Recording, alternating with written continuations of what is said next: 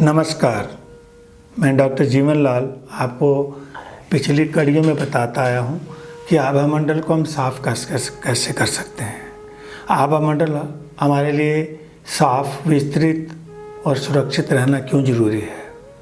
आभा मंडल हमारे जीवन का आधार है और आभा मंडल हमारी सोच, हमारी कार्य प्रणाली, हमारा लाइफस्टाइल, हमारी वर्किंग, हमारा प्रोफेशन और हमारे जीवन की प्रत्येक पहलू को छूता है। और अगर आभा मंडल ठीक है तो समझ लीजिए आपका जीवन सुखमय है, शांत है और प्रसन्नचित्त होगा। ध्वनि के द्वारा, ध्वनि की तरंगों के द्वारा पिछली कड़ी में हमने बताया कि घंटी के द्वारा हम आभा मंडल को कैसे साफ कर सकते हैं। बीमार व्यक्ति के पास अगर उस ध्वनि को किया जाए तो आप ये सोचेंगे कि जो इस ध्वनि की जो तरंगें निकलती हैं वो आदमी के अंदर एक नई ऊर्जा का संचार करती हैं। और ऐसे ऐसे कहा जाता है कि ध्वनि के द्वारा मुर्दे में भी जान आ जाती है, ऐसी कहावत है। और ऐसा अनुभव भी लोगों ने किया है कि कुछ लोग ऐसे थे जो कोमा में चले गए थे। ये लोगों के अनुभव हैं कि जैसे मैंने पूरे विश्व में साउंड के द्वारा ऑरा क्लीन करने का मेथड बताया, तो लोगों ने बताया कि इस घंटे की ध्वनि से कैसे कैसे ऐसे लगा कि जैसे किसी व्यक्ति में जान आ गई है। जिस बच्चे की एकाग्रता ही नहीं बढ़ती थी, उसके माइंड के पास, उसके ब्रेन के पास, उसके स्टडी टेबल के पास बजाने से उसकी एकाग्रता बढ़ गई। जिस दुकान के गल्ले में एक पैसा नहीं आता था और ग्राहक दुकान से ही बाहर से चले जाते थे, घंटी बजाने से ग्राहक अंदर आने शुरू हुए, अट्रैक्शन बनी। पति पत्नी में झगड़ा रहता था, उन्होंने अपनी फ़ोटो के पास, जैसे कुछ पत्नी अपने पति को नहीं बताना चाहती। कई बार होता है कि कुछ लोग कहते हैं कि ये ऐसी करती है, तो पति की फ़ोटो के पास घंटी बजाने से भी ऐसे नियम से जैसे बताया है, तो उन पति पत्नी के बीच में सामंजस्य बना, प्रेम भाव बढ़ा और उसी घर में सुख शांति हो गई। किसी किसी को ये कहा जाता था कि तुम्हारे घर में किसी ने कुछ कर दिया है। इस घंटी को बजाने से वहाँ पर भी नकारात्मक ऊर्जा चली गई और जिस घर में बैठने को मन नहीं करता था वहाँ लोगों का बैठने को मन किया, लोगों ने मेहनत की, परिश्रम किया और उनके अच्छे परिणाम भी आए।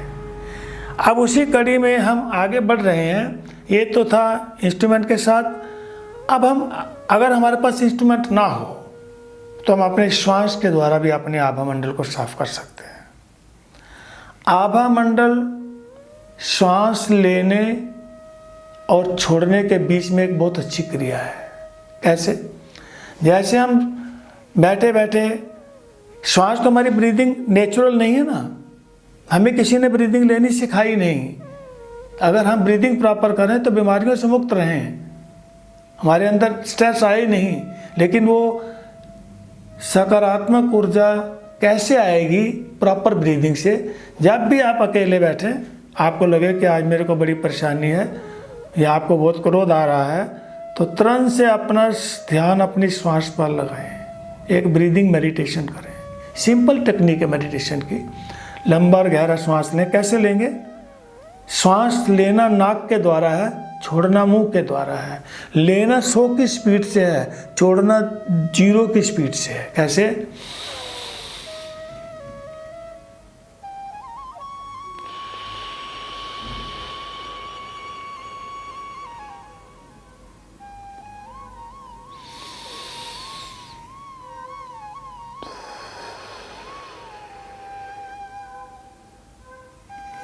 When you breathe in, feel all positive energies of the universe entering in my body.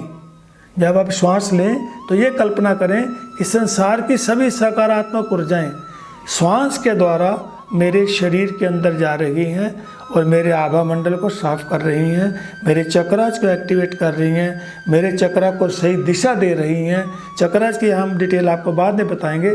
सिर्फ ये जानिए कि when you breathe in, feel all the positive energy of the universe entering in my body and cleansing my internal और also. मेरे अंदर का आभा मंडल भी साफ हो रहा है। व्हेन यू ब्रीथ आउट तो ये फील करो कि सभी तरह की नकारात्मक ऊर्जाएं मेरी बॉडी से निकल रही हैं।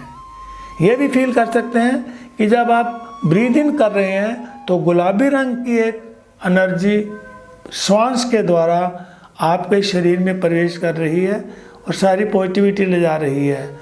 और जब ब्रीथ आउट करें तो सोचें कि जैसे ब्राउन कलर की, ब्लैक कलर की नेगेटिव एनर्जी जो है मेरी श्वास के द्वारा बाहर आ रही है और बाहर आके वो पॉजिटिविटी में बदल रही है, क्योंकि आपने बाहर का आभा मंडल पहले ही साफ कर लिया है। तो ब्रीदिंग मेडिटेशन जो है केवल सिंपल कि मेरा इंटरनल ऑरा क्लीन हो गया है ब्रीद इन करने से, और ब्रीद आउट करने से मेरा इंटरनल ऑरा से नेगेटिविटी निकलकर बाहर चली गई है। इस एक्सरसाइज को भी आप अगर रोज़ लगातार करते हैं, आप दिन में 5 बार करिए, 5-5 मिनट के लिए करिए, तो आप ये महसूस करेंगे कि एक तो आपको नेचुरल ब्रीदिंग की आदत पड़ जाएगी। जब नेचुरल ब्रीदिंग होगी तो आप स्वस्थ रहेंगे, आपको खाया पिया भी लगेगा और आपके अंदर नई ऊर्जा का संचार हमेशा चलता रहेगा, क्योंकि आप नेचर ने जो नियम बनाए हैं ये उसी के हिसाब से ब्रीदिंग है। और इसमें सिंपल चीज़ ये जोड़नी है कि जब ब्रीद इन कर रहे हैं तो पॉजिटिविटी एंटर कर रही है, ब्रीद आउट कर रहे तो नेगेटिविटी बाहर निकल रही है। इस एक्सरसाइज को प्रतिदिन करें, 5 बार करें मिनिमम। अगर 5 बार से ज़्यादा कर सकते हैं तो और बढ़िया है, आपको प्रॉपर तरीके से ब्रीदिंग लेनी आ जाएगी। मैं तो कहता हूँ कि इससे नेचुरल ब्रीदिंग, इसे ब्रीदिंग मेडिटेशन, आपका पूरा ध्यान अपनी श्वास पर होगा। जब पूरा ध्यान श्वास पर होगा तो आपका तो ध्यान लगाने की आदत बन जाएगी, फिर आप जहाँ भी बैठे हैं आपकी क्रिया यही रहेगी।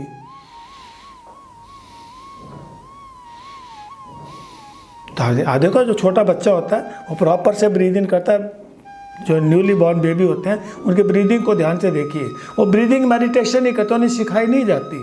आप जानवरों को देख लीजिए, वो ब्रीदिंग मेडिटेशन पूरी करते हैं प्रॉपर। अगर आप किसी डॉग को ध्यान से देखें तो उसकी ब्रीदिंग टेक्निक्स को सीखिए आप, तो इससे क्या होगा, मन शांत होगा, आपका आभा मंडल बढ़ेगा। इस कड़ी में इतना ही। इस कड़ी को जो आप देख रहे हैं, इन चीज़ों को लाइक करें, शेयर करें, सब्सक्राइब करें। और अगर आपको कोई और प्रश्न पूछना हो हमें ईमेल कर सकते हैं। ये आभा मंडल को साफ करने के सभी आसान तरीके हैं। इस एक्सरसाइज में आपको कोई भी इंस्ट्रूमेंट नहीं चाहिए, 24 आवर्स आपके साथ ऊर्जा है और उसका संतुलन कैसे करें।